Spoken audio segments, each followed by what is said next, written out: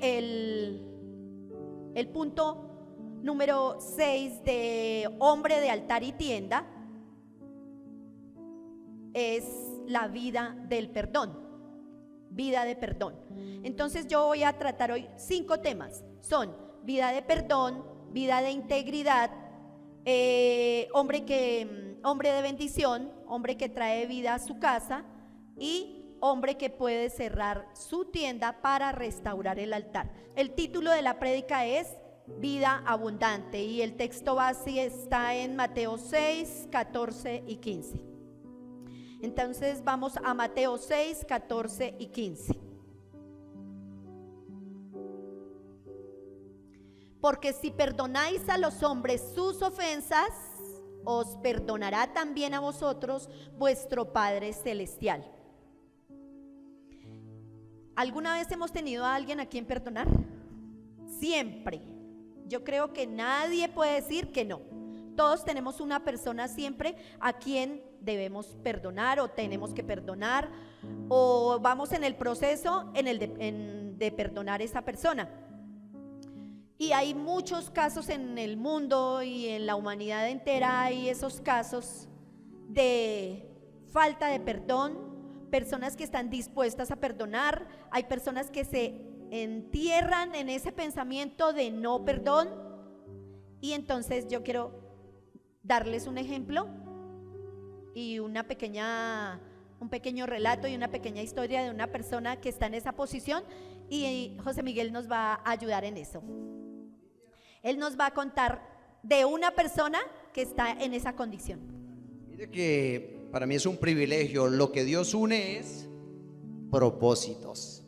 Eso es lo que Dios une, propósitos. Tema, el perdón, ¿no, Martica? Vida de perdón. Vida de perdón.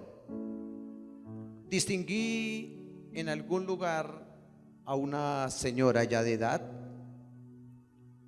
Tiene una niña de 10 años y le he estado compartiendo la palabra en diferentes ocasiones. Asistido a alguna sede, pero últimamente que estuvimos compartiendo con ella, me dijo: es que en el colegio a mi hija le hicieron bullying, y cuando yo me presenté al colegio me menospreciaron por ser pobre y vivir en mal estado. Y me dijo: y no los voy a perdonar. Y la frase que ella dijo exactamente fue esta: así que cuando me muera no me importa tener que irme para el infierno, pero no los voy a perdonar. Mente cauterizada. El que haya asistido a ese lugar nació de nuevo. Entonces, con respecto a eso, la diferencia entre perdonar y no perdonar. Vamos a ver Hechos de los Apóstoles, capítulo 6, versículo 8. Todos conocemos el relato de Esteban, y dice: y está Esteban lleno de gracia y de poder. ¿De qué estaba lleno? De gracia y de poder. Hacía grandes prodigios y señales en el pueblo. Entonces se levantaron unos de la sinagoga llamados los libertos, y de los de Cirene, de Alejandría, de Cilicia, de Asia, disputando con Esteban. Pero no podían resistir a la sabiduría y al espíritu con que él hablaba. Mire, cuando se está conectado con el espíritu, se puede perdonar con facilidad. Pero cuando no hay vida de espíritu, la mente está cauterizada. Vamos al versículo, y todos conocemos la historia de Esteban. Lo cogieron, lo apedrearon, y entonces vamos a ver en el 7:54 que dice: oyendo estas cosas se enfurecían en Vea sus que cuando corazones. la persona no ha nacido de nuevo, actúa ¿en qué? En la carne, en los sentimientos. Oyendo estas cosas, se enfurecían en sus corazones, en sus mentes, y crujían los dientes contra él. ¿Contra quién? Contra Esteban. Pero Esteban, lleno del Espíritu Santo, puesto los ojos en el cielo. Mire, cuando estamos conectados con la palabra en el proceso, el perdón nos permite ver la luz. Lo vamos a ver ahí.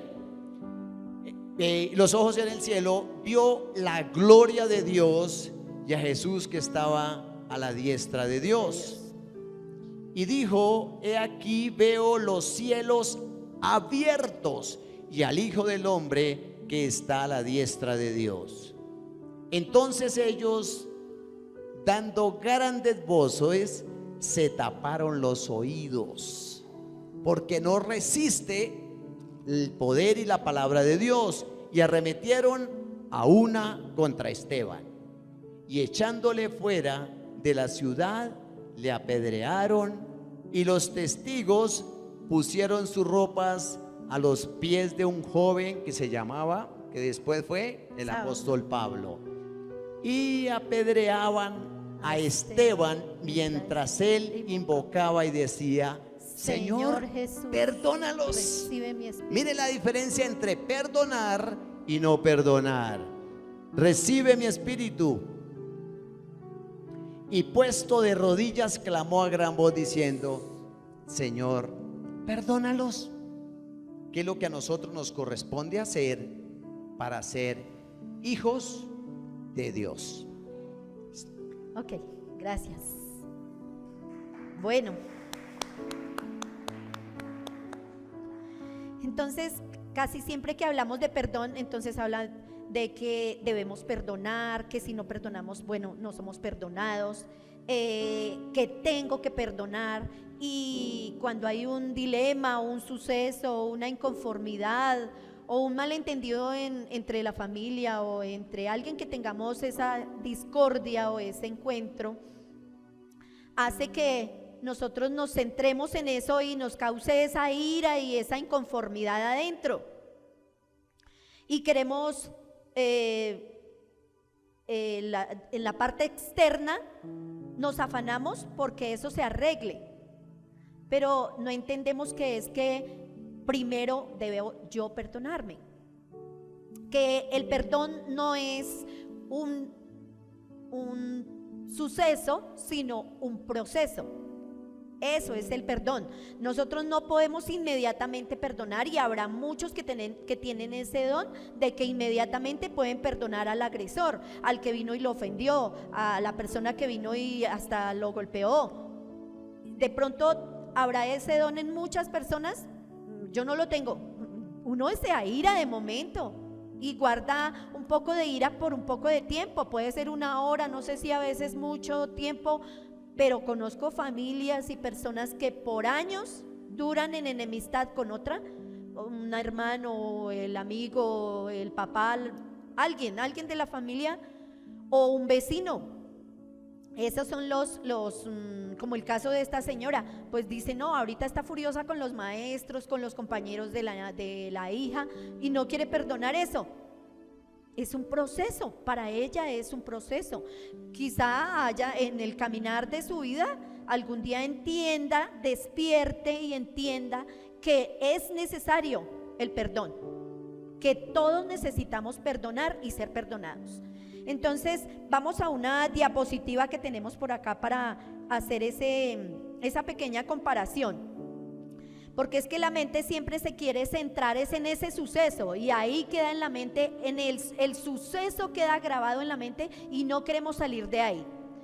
Entonces esto es un pequeño proceso en el que podemos hacer ese estudio, esa comparación de lo que nos pasa cuando estamos ofendidos. Primero, debo perdonarme. Si yo no me perdono, yo no voy a poder perdonar al otro. Entonces debo perdonarme para luego perdonar.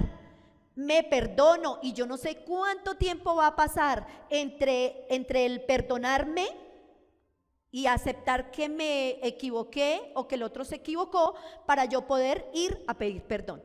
Entre eso puede pasar años, pueden pasar días, horas, semanas, no sabemos cuánto. Luego acepto mi error.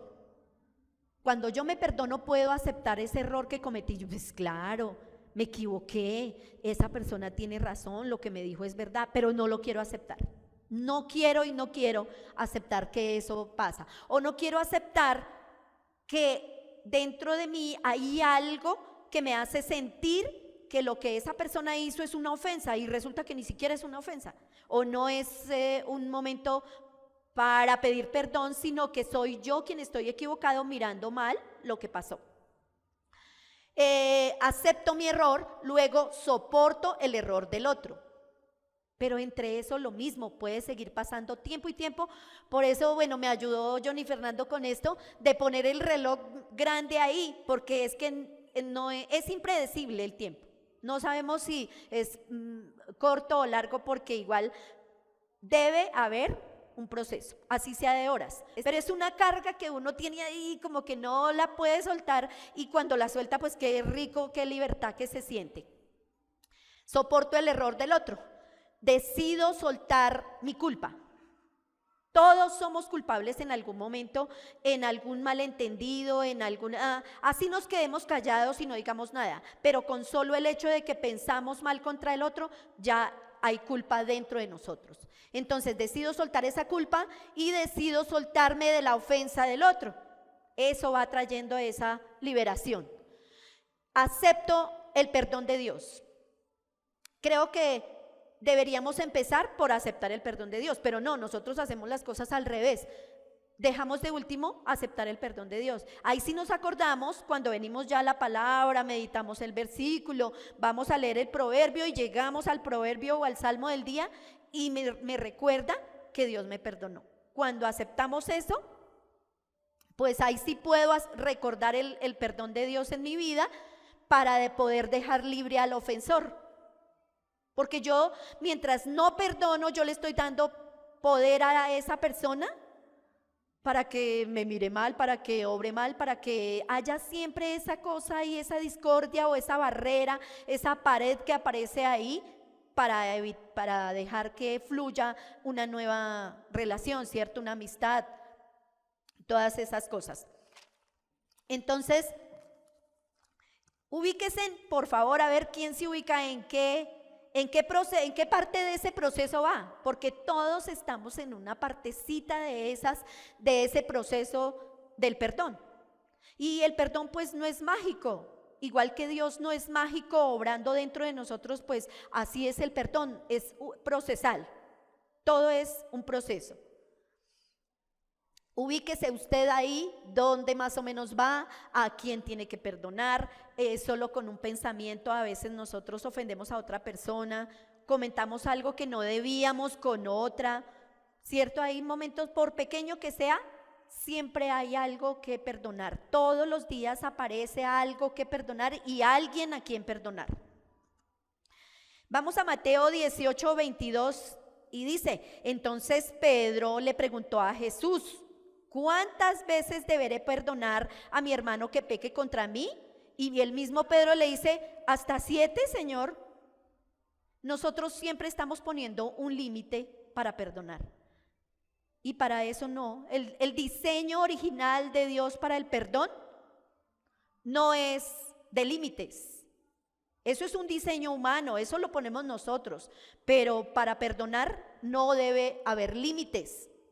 Entonces le dijo, hasta 7, Señor. Yo creo que Pedro estaba bravo por ahí con alguien, estaría disgustado con alguno y diría, no, pues voy a ir a Jesús que me dé la respuesta que yo quiero. Voy a esperar, es la respuesta que yo quiero, para que me diga, no más, no lo perdono más. Porque así somos nosotros, esa es nuestra naturaleza pecaminosa y ese es nuestro deseo siempre de ir contra el otro y decir ya no lo perdono más. Ay no, yo ya estoy cansado, lo he perdonado tantas veces que ya no quiero que perdonarlo más. Entonces nosotros somos los que ponemos ese límite y el diseño de Dios para la vida del perdón es sin límites. No debe haber límites.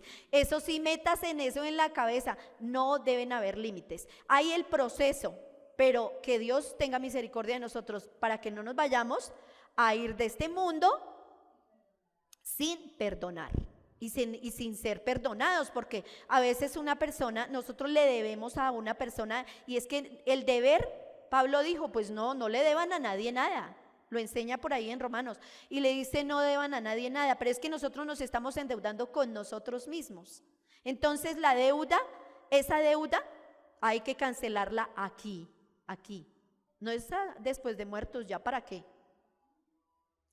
Entonces el perdón definitivamente es una decisión, el perdón es una cultura del reino de Dios y es una vida abundante que nosotros podemos vivir en libertad, porque cuando yo perdono, estoy siendo libre, y perdono al otro, lo estoy haciendo libre. Entonces perdonar es un caminar continuo, todos los días, continuamente estoy viviendo una vida de perdón. Entonces esa es la invitación para que en este tema de la vida de perdón, seamos conscientes de que necesitamos perdonar, que no podemos poner límite al perdón. Entonces yo les voy a dejar a ustedes una tarea con este tema de la vida del perdón. ¿Qué pasa dentro de mí? La tarea es esta, hágase esta pregunta y usted se la responde en su autoanálisis que hace diariamente con su vida. ¿Qué pasa dentro de mí que me hace sentir o pensar que lo que el otro dice es una ofensa? ¿Y por qué? Ahí les queda la tarea. No olviden hacer la tareita. Esa tarea es para ustedes mismos, no, esa no es para mí, es para ustedes mismos. Entonces recordemos que es que la mente, nuestra mente, es una fábrica de pensamientos que siempre está fabricando y fabricando pensamientos que no son. Y por eso el diseño original de Dios para nosotros es pensar la palabra. La palabra nos va limpiando todos esos conceptos que tenemos acerca de la envidia, de que debe haber un límite para el perdón. Y es una enseñanza que traemos de siempre. Pero es para romper con eso. Entonces vamos a mirar ahora Proverbios 10:9, que es el otro tema, la vida de integridad. Y aquí sí me voy a demorar un poquito, es la vida de integridad, es Proverbios 10:9. La vida de integridad también es una decisión.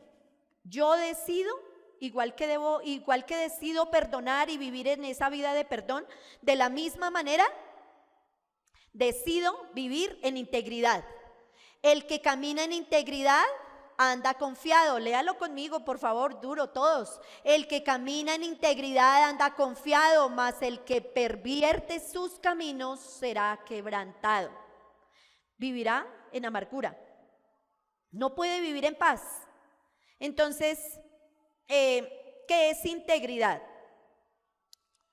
Dice, integridad es un principio ético y quiere decir intacto, completo y pleno.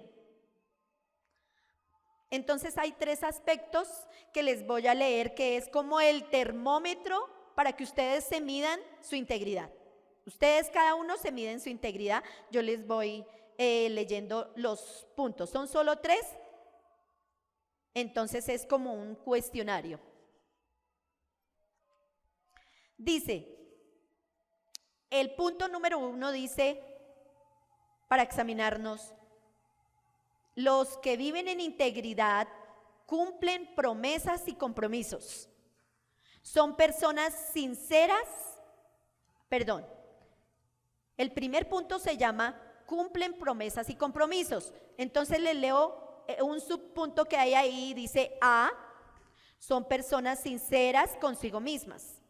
El punto B, es auténtico. Punto C, cumple los compromisos sin excusas. Y el punto D, cumple todo lo que promete. Un consejo para los que viven en esto: promete dar algo, dalo. Prometes perdonar, perdona. Prometes ayudar, ayuda. Prometes servir, sirve. Y en el punto número 2 dice: es responsable de su propia vida y de sus propios objetivos.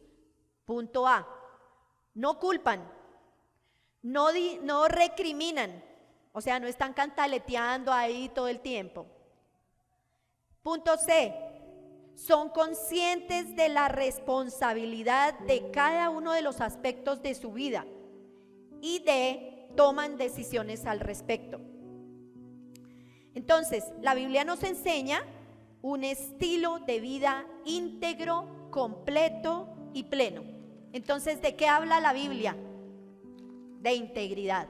La Biblia habla de integridad. Siempre encontré muchísimas citas sobre integridad. Ahora miremos el punto número 3. Ustedes se van tomando la temperatura de la integridad, por favor. El punto número 3 dice: tus valores, tus palabras y tus acciones van en sintonía. Van en sintonía. Punto A de ese numeral: tiene en claro lo que realmente merece atención e importancia. Para usted, ¿qué es lo que realmente tiene valor e importancia? Punto B: se expresan de acuerdo con esos valores y con esos principios. Y punto número C dice: son consecuentes en lo que hacen, porque practicar lo que se dice es tener poder adentro, dentro de sí mismo. Cuando hay poder, entonces es por eso, porque tenemos esa capacidad de vivir en integridad. Eso es el poder de Dios dentro de nosotros. Entonces, la integridad es parte también del diseño original de Dios para nuestras vidas. Dígalo conmigo: la integridad es parte del diseño original de Dios para mi vida, para nuestras vidas. Ese es realmente muy importante. Salmos 26:11 dice: mas yo andaré en mi integridad, redímeme y ten misericordia de mí. Mi integridad, mi decisión. Es una decisión andar en integridad. El Salmo 15:2 dice: el que anda en integridad y hace justicia y habla verdad en su corazón. El que anda en integridad y hace justicia y habla verdad en su corazón, en su autoconocimiento. El autoconocimiento, uno sabe, por eso les nombraba del termómetro. Ustedes mismos se van midiendo en qué parte de ese proceso de la integridad vamos, porque todos no somos perfectos, no, nadie es perfecto. Vamos en ese proceso de ir autoconociéndonos, porque la integridad no la buscamos afuera, la integridad está dentro de nosotros y la vamos explorando y vamos mirando que eso es un principio divino y que ya está dentro de nosotros. Entonces, en el autoconocimiento nos damos cuenta que sí somos íntegros y que sí podemos vivir en integridad. La integridad está dentro de cada uno de nosotros y es una enseñanza interna, una enseñanza divina, un recurso divino que Dios ya dejó dentro de nosotros. Salmo 41:12 dice: en cuanto a mí, en mi integridad me has sustentado y me has hecho estar delante de mí. Cada uno tenemos una medida de integridad. ¿Quién tiene fiebre de integridad? No, ¿o sí? Bueno, si tomamos la temperatura de la integridad, si está en alto es porque tenemos harta integridad, y si está el termómetro en bajo es porque tenemos poquita integridad. Entonces, que valga la aclaración. La integridad es un camino y un vivir, es un estilo de vida. ¿Quiénes han sido probados en su integridad? ¿Cierto? Yo creo que todos hemos sido probados en un momento. Nubiecita, fuiste probada hoy en la integridad. Ella nos contaba que hoy fue probada en eso, ¿no? Que se desapareció algo y resulta que ya dijeron que ella lo había cogido. Y sin decir nada, ¿no? No dijiste nada. Y en el momento en que aparecieron las cosas que decían que ella había cogido, pues claro, se quedaron mudos. ¿Qué podían decir? Y entonces ya la disculpa o evaden, o cierto, pero es que siempre será probada nuestra integridad. Pero siempre es bueno guardar silencio y esperar. Por eso también eso es un proceso, no es mágico, no aparece así de momento una respuesta, y por eso a veces guardamos amargura o guardamos rencor por eso. Entonces hay otra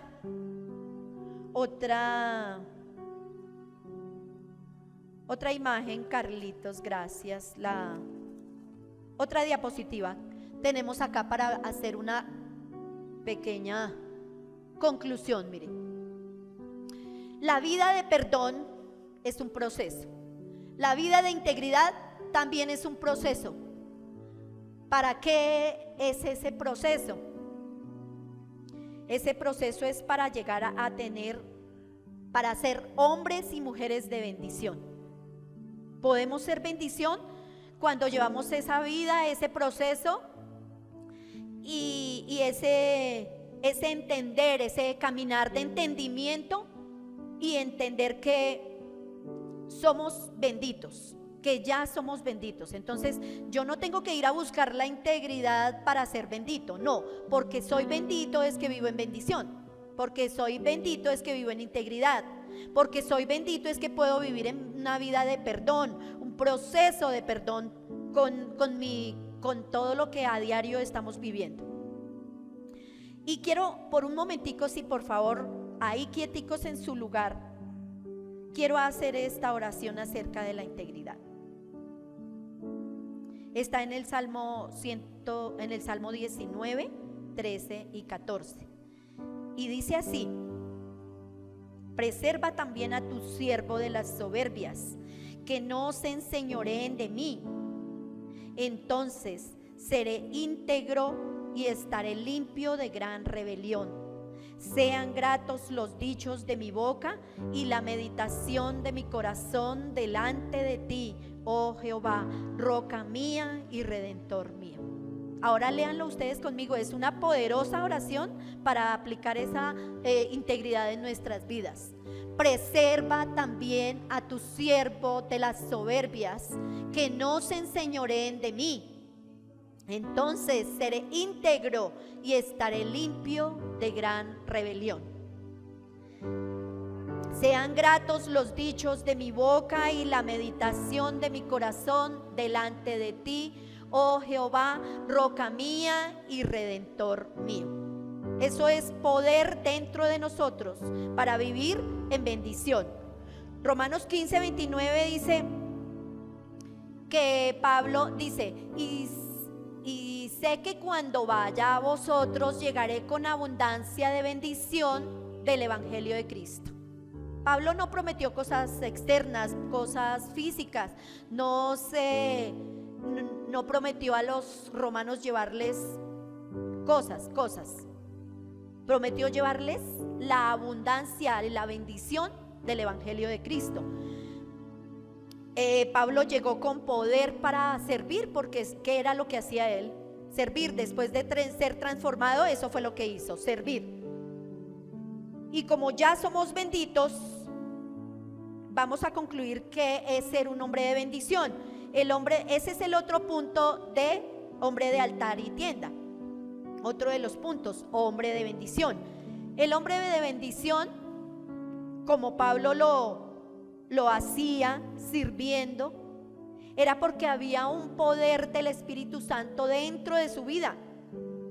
Así actúa igual en nosotros. Nosotros ya tenemos ese valor y tenemos ese poder dentro de nosotros para servir, para perdonar, para andar en integridad, para gobernarnos a nosotros mismos. Para gobernarnos a nosotros mismos, gracias. Y como ya somos benditos, ese dominio propio ya está dentro de nosotros. Génesis 1:28 lo dice, somos ya benditos. Efesios 1:3, somos benditos, por lo tanto ya hay ese dominio propio dentro de nuestras vidas. Así que igual que la integridad, igual que el perdón, de la misma manera que hay ese poder dentro de nosotros y está todo dentro de nosotros, obramos en poder, porque el poder es el que nos mueve a ir a servir, el que nos mueve a activar los dones, el que nos mueve a perdonar, el que nos mueve a vivir en integridad. Primera de Pedro 3:9 dice, no devolviendo mal por mal, ni maldición por maldición. ¿A cuántos les han devuelto de esta manera? De pronto alguna vez en la vida hemos experimentado eso. Hemos experimentado que nos devuelven mal por mal. O muchas veces hemos sembrado bien y nos devuelven mal. Pero en todos los casos estamos dispuestos a perdonar. Debemos estar dispuestos a perdonar.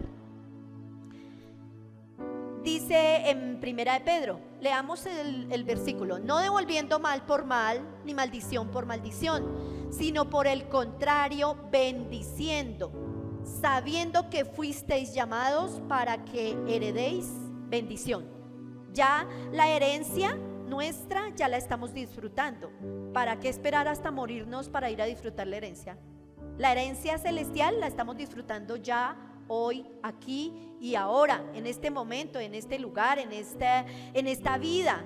En esta vida es que disfrutamos de la herencia celestial, de la bendición. Entonces hay momentos, y nos habían, creo que a todos nos habían predicado que hay que esperar para morirnos a ver si sabemos si somos salvos o no. ¿Quién es salvo?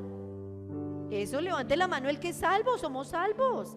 Ya, pero ¿para qué esperamos morir? ¿Para ir a disfrutar de qué? Si la vida es esta, aquí en esta vida es que disfrutamos de todas las cosas que ya heredamos. La heredad está aquí, ¿cierto? La heredad celestial, el perdón, la integridad, el amor, el fruto del Espíritu dentro de nosotros ya está ahí funcionando. Es nosotros que nos da pereza ponerlos en acción. Bueno, todos somos perezosos en algo, pero es que necesitamos despertar. Por eso es que estamos despertando. A eso es que está despertando la iglesia. A eso es que Dios está moviendo a los seres humanos, a la humanidad entera. Dios está diciendo a gritos, aquí estoy, búsquenme, yo soy el camino, la verdad y la vida. Y nosotros estamos ahí, como decía Erika hace 8 días, allá metidos debajo de la mesa, y tenemos miedo de salir a decirle al otro, mire, este es el camino. Nos da miedo, tenemos pereza. Entonces esta palabra, sabiendo que fuisteis llamados, sabemos, ya lo sabemos. O sea, nosotros no tenemos que estar investigándolo. Ya estamos seguros, ya está la salvación dentro de nosotros. Ya heredamos bendición. Cuando decimos que ya somos benditos es porque ya hay ese poder del Espíritu Santo dentro de nosotros. Ya está ahí trabajando, gobernando, ¿cierto? Es nosotros solamente que debemos actuar. Ese es nuestro compromiso, esa es nuestra responsabilidad, actuar. Hay el otro punto que dice el hombre que trae vida a su casa, está dentro de los puntos de altar y tienda. Romanos 8:6. Hombre de altar y tienda, y es el punto número 4, y dice hombre que trae vida a su casa. Y Romanos 8:6 dice, porque el ocuparse de la carne es muerte, pero el ocuparse del espíritu es vida y paz. ¿Usted en qué se la pasa pensando? ¿En qué ocupa más su pensamiento? El tiempo hay que ocuparlo en el día trabajando, hay que, cierto, los que estudian hay que estudiar y los que trabajamos tenemos que trabajar. Las personas que están en casa tienen que hacer los oficios de la casa, es una responsabilidad y hay que hacerlo. Pero mientras tanto, su mente, ¿dónde la tiene? ¿Dónde está su mente mientras está lavando los platos o está arreglando el carro, Javiercito? O mientras está, bueno, hay muchos momentos que no podemos meditar el versículo, pero mientras nosotros los que lavamos platos continuamente, es una práctica muy buena, porque mientras estamos lavando los platos estamos diciendo: sean gratos los dichos de mi boca y la meditación de mi corazón delante de ti, oh Señor, roca mía y redentor mío. Y vamos lavando los platos y estamos barriendo y estamos haciendo una cosa y otra, y el versículo ahí, usted no se cansa, usted no se carga, permanece liviano, porque hay libertad dentro de nosotros. Entonces el pensamiento nuestro debe permanecer en la palabra, siempre en la palabra, porque pensar en otra cosa trae muerte. El que piensa en los afanes de este mundo, mañana voy a hacer, mañana voy a comprar, mañana tendré, mañana seré feliz. ¿Y por qué no es feliz ya en este momento lavando los platos y meditando el versículo?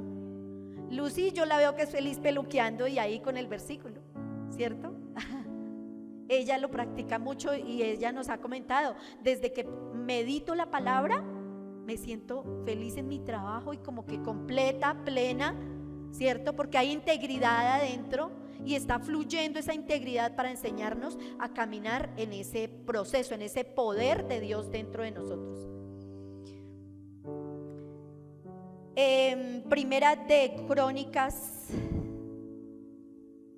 16:27 dice: alabanza y magnificencia delante de Él, poder y alegría en su morada. ¿Cuál es la morada de Dios?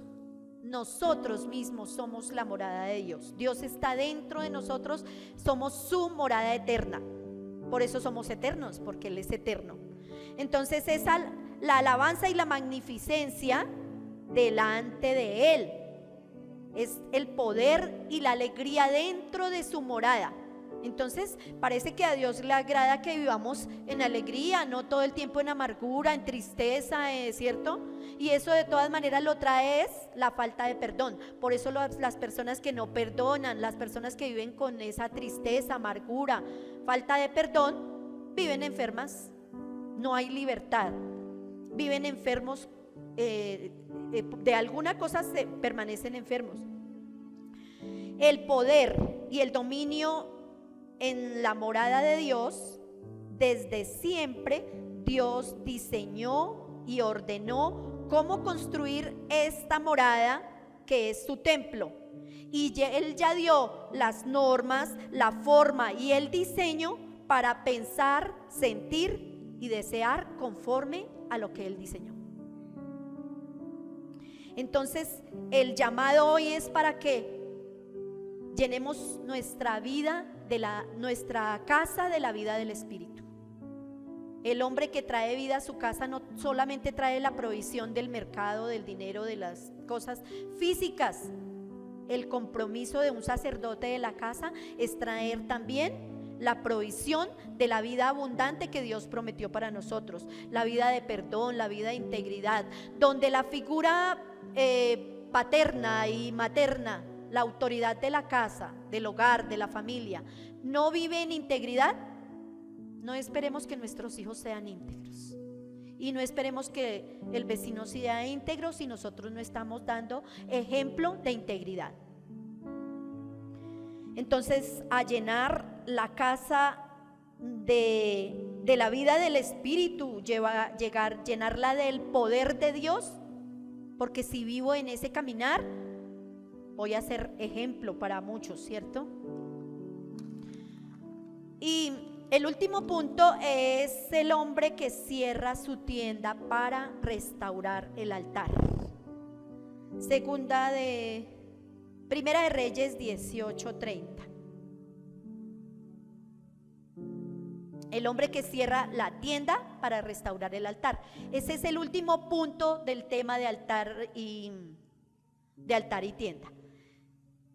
Entonces, lo definí de esta manera, para que nos quede claro, lo definí así.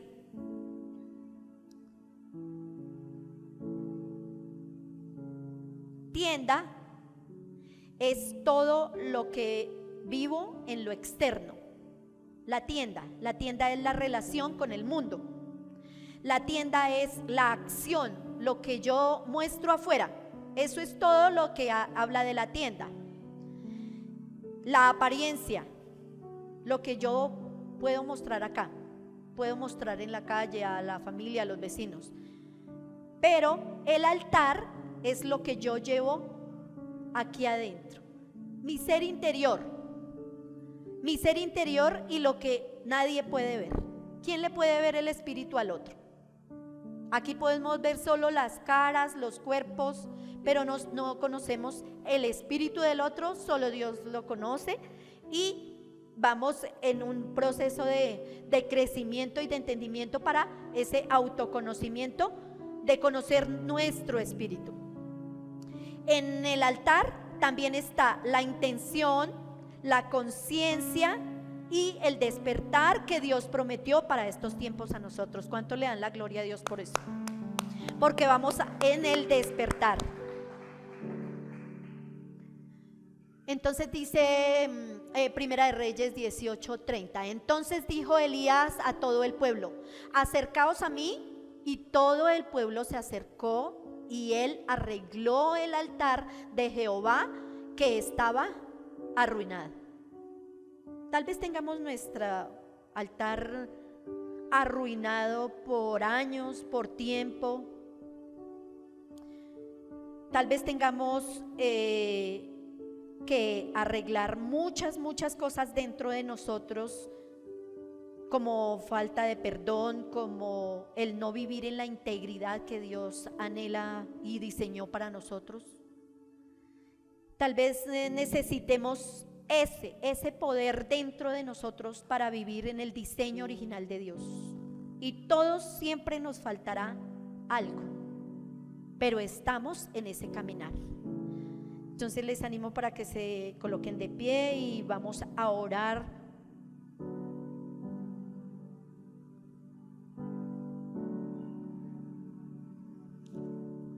Muy conscientes vamos a orar la promesa que Dios ya dio a nuestras vidas, que es Segunda de Samuel 7, 28 y 29. Él ya dio ese poder en nuestras vidas para vivir conforme a su diseño.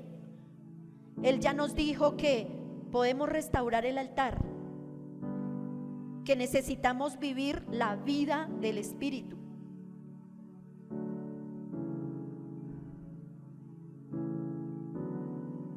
Segunda de Samuel 7, 28 y 29. Entonces muy despacio y muy consciente lo vamos a orar. Ahora pues, Jehová Dios, tú eres Dios y tus palabras son verdad, y tú has prometido este bien a tu sierva. Ten ahora a bien bendecir la casa de tu sierva, para que permanezca perpetuamente delante de ti. Porque tú, Señor Dios, lo has dicho, y con tu bendición será bendita la casa de tu siervo para siempre.